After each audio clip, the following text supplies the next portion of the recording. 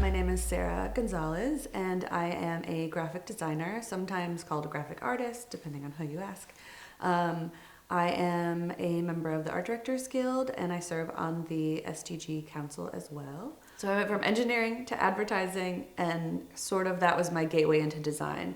And I always liked film and television, but then pinpointing design as always being kind of the thing that really drew me to anything I was doing led me to that single career path. Movies and TV were a huge part of my childhood, and at one point I realized that somebody had to create the things that you see on screen, products and brands that were not real. I started noticing, and I was like, somebody has to make those things. But I didn't quite know that it was part of art department as a whole. I definitely didn't know it was a job in itself until I came here. $2,000 and no plan. I didn't know anyone. I found out that a girl that I had gone to high school with was working on a show, and I had reached out to her. I hadn't talked to her in years, and just said, hey, how'd you get your job? What are you doing? Could you help me out? I think I want to work in the art department. And she was an office PA and said, I can't help you, I'm nobody, but the production designer seems a little stressed out. I can pass along your resume if you want, and we could just see, who knows. And sure enough, the production designer reached out and said, please help me. You are probably overqualified. I had a college degree in advertising, but no film experience at all. And she was like, I need help. So I was, whatever you want to do, whatever you want me to do, I'll do it. I rented a car, and I was basically volunteer. I did not know a lot of things at that point. I worked for free, which is bad. But just being around people, being on set, seeing things happen was so magical, and I just knew that I wanted to be there. I did American Born Chinese, also for Disney Plus, which was just such a good time. It was such a great story to tell, and we put so much of our heart and soul into that, and I think we're all very, very proud of it. Other than that, I think the project Waffles and Mochi was really special to me. I grew up watching Mr. Rogers and Sesame Street, and this was a puppet show about food that was this colorful and beautiful world that was just so much fun to create. And I think it has a meaningful, lasting message that I think will stick around for a while, and that one was really special.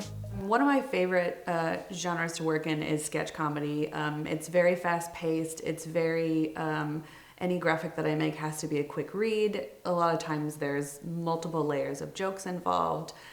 So getting to create things like that can be really fun. I did that a lot on Drunk History, which is what I call my boot camp of graphics. It was my first really big project that was incredibly fast-paced, and I learned a lot, both in actual history and about the job and the aspects and the demands of such a quick turnaround, which is very common in sketch comedy. I also did 4 seasons of Black Lady Sketch Show, which was an incredible experience with a lot of women of color in leadership positions, which does not happen very often, and was just such a good time and a wonderful, great show.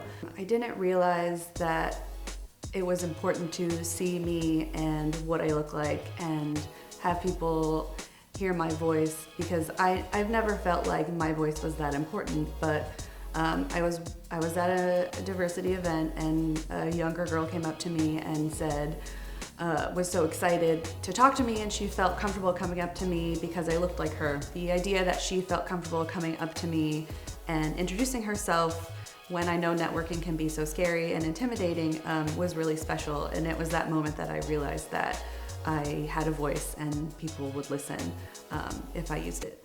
I grew up in the Midwest. My parents were auto workers, so union has been in my blood forever.